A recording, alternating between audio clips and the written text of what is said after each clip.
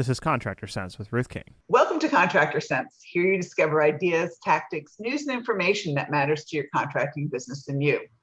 I'm your host, Ruth King. This episode is sponsored by Profitability Movement. Go to https://profitability-movement.mn.co to join this community of business owners focused on building profit, increasing wealth, and giving back. Thank you for joining us. Here's how we will help your business and you today. Websites. We all have to have one. But how do you know your website is optimized? How do you audit it so you can make improvements? More people staying once they visit. How about a 35% improvement in conversion rates? My guest today, Brady Smith, founder of Invicta Enterprises, will give you the answers to these questions and more. Brady, welcome to Contractor Cents. Hey, Ruth, thanks so much for having me. I'm excited about this. My pleasure. And you've been working with websites for a really long time now, right? Yeah, it's been a while. I did some dabbling early on, and within the last 3 years has been like full time. But yeah, been quite a bit longer than that. But yeah, bringing it full time here within the last 3 years, and really enjoying it. Getting to work with all kinds of different businesses and all kinds of different niches. It's a lot of fun. Yeah, I'll bet it is. Now, you took something that was a hobby and a passion and made a real business out of it. How about that? Yeah. That's really, really cool. Okay, so in this day and age, do you know any businesses that don't have a website? Unfortunately, I do. Do you really? I was just on LinkedIn yesterday and connected with a random guy who he runs a contracting business, and looked like he'd been in business for a while. And I think that's usually what happens is somebody who's been in business a while, they kind of think, well, I've made it this long without a website, I can probably, keep going without one, which to me, I think is one of the biggest mistakes, because you leave so much on the table when you don't have a website. And a lot of people, that's their first impression of you is the website that you have. So not having a website can definitely leave a lot of stuff on the table potentially. Yeah, how do you do your marketing without a website? That's what I want to know. Yeah, that's a very good question. I think what it boils down to a lot of times is just word of mouth. And word of mouth is great. It can get you high quality leads and all that sort of thing, but it is limited. There's a hard cap on how many word of mouth leads you can get and how much you can actually actively grow that. So if for people interested in growing their businesses, I think there's really nothing better than a website to help them scale. All right, so if I want to put my head in the sand and not come out and not grow, then I don't need a website, right? Yeah, exactly. But for the rest of us who want to be profitable and who want to grow and make sure that we take really good care of our customers, websites are important, correct? Exactly, yeah. So, all right, so you've been dabbling in it. So talk a little bit about what you actually do to help, let's say, a heating and air contractor grow his business through his website. Yeah. So one of the first things that I always start with is my background's in communications. I've been doing article and blog writing for multiple years now, to the tune of over 1 million words, which it's crazy to even think about that. I have a bachelor's degree in communications. So one of the things that I focus on with any business owner that I work with is how are we communicating on your website, because really that's the key of the website is it's a form of communication. It's a way to get your message across, and it's not so much your message as it is what the person is hearing. So that's one of the first steps, is really focusing on what is the website communicating. A lot of websites that you see will communicate a very me-centric thing, where it's like, here's us, here's about us, here's all of our stuff, this is our portfolio, and like some of those things can be important, but you got to balance that out with making sure that you're speaking to the individual and their needs first and foremost. Right. I think from what you're saying is that what you think doesn't matter, what your customer thinks matters. Is that right? Exactly. Yes. So, go after you click off this podcast, go look at your websites and see whether it's me, I, us, we, or it's you. And I think what you're saying is it should be you, right? Exactly. And I have some stuff that I think we'll get into here in a minute about just kind of integrating your story. And that may sound a little bit on the selfish side, it's my story, but there is a way to kind of turn it around and basically mirror your client, your customer in your story and make them see, the problems and solutions that you found in your business and how that can actually benefit them. So they're reading your story, but they're seeing themselves in it. Yeah. And before we get into auditing websites and things like that, I have one other question. How important are testimonials and people saying, yeah, this was great? I mean, I know the Google 5-star reviews and everything else like that, but separate and apart, are testimonials important on websites or not?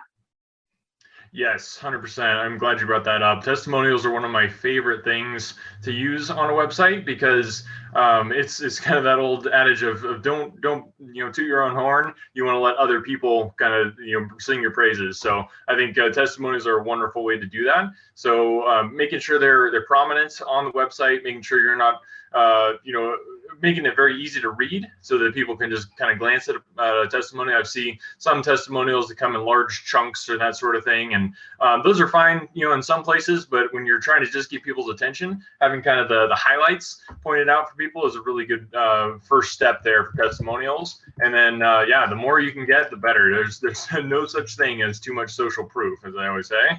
Yeah, absolutely. And it's fun because people are willing to give one from what I see. You just have to ask. Yeah, exactly. And that is a big thing, just making that request and providing people with options too. Generally speaking, when I wrap up a website job, the gold, in my opinion, is a video testimonial because you can get the video, you can get the audio, you can also just have it transcribed, or type out what they say and have text as well. So it's kind of 3 for 1 if you can get somebody to do a video. But a lot of times people aren't super comfortable with that. So providing other options like, here's do a video. There's a service that I like to use called Boast. It's boast.io. And that makes it super easy for people to do video testimonials. But then providing them other options. If you don't want to do that, just maybe leave me a Facebook review. If you don't want to do that, maybe go ahead and just reply to this email with a sentence about what you thought. Yeah, or if they say something, can I transcribe that and send it to you for your approval and use it as a testimonial? So sometimes they'll just say things and you can do the work for them. Yeah, exactly. Yeah, true. Okay, cool. So we know we need a website. We know that testimonials are absolutely critical on the website. All right, so when we get back from break, we're going to talk about auditing, we're going to talk about designing, and we're going to talk about how to set your design apart. So before we go to the break, Brady, where can people get a hold of you and get in touch with you if they want to? Yeah, the easiest spot is invicta.enterprises. It's INVICTA, just like it sounds, invicta.enterprises. And we do have a special gift for people at invicta.enterprises/audit. So we'll be talking more about that, but I just want to throw that out there. Very good. And we will be right back. Thank you for listening to Contractor Cents. You can't. That's what my daughter Kate told me when I said I wanted to make financials fun. The gauntlet was laid down. The red blanket was waved in front of the bowl. Ronan the Rubber Duck was born. This ebook is a whimsical look at financials from a duck's perspective. To get this fun, easy-to-read Kindle book, go to Amazon and search for Ronan the Rubber Duck Dives into Financials. That's RONAN, the Rubber Duck Dives into Financials. Let me know if I made financials fun for you. We're back. Thanks for listening to Contractor Cents. I'm talking with Brady Smith, the founder of Invicta Enterprises. And if you want to reach Brady, it's Invicta, INVICTA.enterprises. So I guess we have a lot more extensions than com anymore, right? Yeah, you got to get creative these days sometimes. Yeah, absolutely. All right. So first of all, let's get into what is a very quick way to audit your website. Yeah, I love this topic because like you mentioned at the start there, a lot of times you don't know what's a good website necessarily. You don't know, is my website actually all that it could be? So that's where I like to focus on when we're starting with a new client is, okay, let's take a look at the current website if you have one and kind of run it up against some qualifications and see how it stacks up. There's really kind of, 6 different things that I like to hit, or at least 6 that we could go through really quick. I'll just touch on these real quick. First impressions, that is huge. So when you land on a website, what do you see? What is your first impression when you see that website? Is it, I know exactly what's going on and I'm very clear on what we got going here, or am I a little confused and I'm not quite sure, what you guys are talking about or what you're offering? I call it the 2-second test. They've done studies where it shows that people you have about 2 seconds to grab people's attention when they land on a website. So if you're landing on the website and within 2 seconds you can tell this is the problem that I'm offering to solve for you, then you're doing good. But if it takes longer than 2 seconds, or if your website takes longer than 2 seconds to load, that's a whole nother issue right there. But that's a very important thing. What are your first impressions on the website when you land on it? That's one of the main things I like to focus on. All right, so give me one more. Yeah. So another one is just kind of your call to action. This is one I think that gets overlooked a lot. And a bit, it kind of, if you back up a step, it comes down to the purpose of the website. A lot of people have a fuzzy purpose on their website. They really don't understand this is what my website is here to do. And if your website has a clear purpose, then your calls to action become very clear as well, especially when you're clear on the problem solution combination that you're offering for the person. So if you have a very clear problem solution setup, your calls to action can align with that. So instead of something like learn more on your call to action, like if you ask yourself, is learning more something that most people want to do when they land on a website? The answer is no. Most people aren't interested in that. They don't want to just learn more. That's boring. It sounds like it's going to take work. But what if I had a call to action that solves your problem? So, for a contractor, get your deck built or something like that. Something that is really crunchy, I think is the word that always comes to mind for me. Is something you could really grab hold of. And that is a call to action that is actually going to be effective and get people to take action. Yeah, it might be, call us to get cool in your home again, or call us to get warm in your home again, or something like that, or stay warm or whatever. Something that you're saying is that is not learning, but something that they can do that benefits them. Exactly. All right. Yeah. Make it practical. Yeah. All right. So how do we get a 35% higher subscription conversion rate? I'm glad you brought that up. This is one of the coolest little hacks that I've ever found. First of all, obviously this is assuming you have some kind of subscription option set up. So if you have a newsletter, if you have some kind of lead magnet, basically where, where somebody can sign up for a newsletter or, a free download of some sort, that's kind of prerequisite. But if you have that, then basically what we're going to do is we'll be flipping the home page upside down. So normally you see a website, the first thing you see is the menu. So when somebody lands on the website, they're confronted with a choice. Now that can be effective depending on your website, like Amazon, something like that, but most of us aren't running an Amazon-like website. So if we're doing more of a service-based business, we really want to have that upside-down homepage where instead of starting with just the menu, which is plain, boring, what everybody does, we want to start with an intro that it has a call to action right there. So you want to make it very clear. And again, this goes back to your purpose of your website. What are you trying to get somebody to, what action are you trying to get somebody to take when they land on your site? So you want to start with that intro with a call to action. And then right below that, we mentioned this before, social proof. So if you're putting a call to action there, their inner critic is going to start with, well, how do I know I can trust you? How do I know that you can actually do this for me? So that's where the social proof comes in. So basically we start with that intro with a strong call to action that's aligned with your site's purpose. We move right into social proof and just like showing off, hey, we can do this. We have done this. We are the perfect option for you. And then the self-selector is the next section here. So not everyone who comes to your site is the same. Some people are going to be interested in just getting information. Some people are ready to buy. They're whipping out their credit card right there. Some people have no clue. So basically you want to allow them to kind of choose their own adventure. So you don't want to overwhelm them, obviously, with a ton of different choices, but maybe one, 2 options, 3 options, something to give people a little bit of choice on where they go next on the site. And then if they want to keep scrolling, this is a great spot to kind of put some of your story in. So a lot of people save this for the about page and they don't really do anything about any kind of story or anything like that on the home page. I think that's a waste of space. So I would highly recommend kind of integrating that there. So then kind of once you have those four main elements in place, then we can kind of get into the menu, the navigation type stuff. But really starting with that strong call to action, making sure that people know what action you want them to take, then showing off your social proof, having that self-selector, and then getting into your story. So that's kind of the upside down homepage. Obviously, this isn't 100% set in stone. We definitely play with it, depending on the client and their needs and all that sort of thing. But the most important thing is, I'd say, just try something new. If your site is not getting the conversions that you want, then you got to mix it up.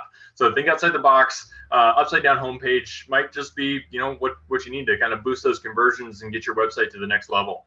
Yeah, and one thing that you mentioned earlier too, I think would be really helpful is go back and look at your website and see how many I's, me, our, OUR you have on the site rather than you, your, and you might be shocked that it's all about you rather, i.e. me, rather than you, the customer. I think that would be helpful too, wouldn't it? Yeah, exactly. And that's where there's a lot of different websites out there, some free, some paid. They can kind of give you some idea of how many website visits you're getting and how long people are staying, what your bounce rates are, that sort of thing. So definitely, keeping an eye on your analytics is a good thing to do. Absolutely. So how long, and I'm not going to hold you this, like to a, turning down the screws or something like that. Let's assume somebody engages you and they say, I want you to look at my website. I want you to give me options for upgrading it, making it better, making it more conversion, et cetera, et cetera, et cetera. How long does that process normally take? Yeah, so to kind of look over a website and just kind of see where it's at, I've been doing this long enough that I can pretty much tell within a minute.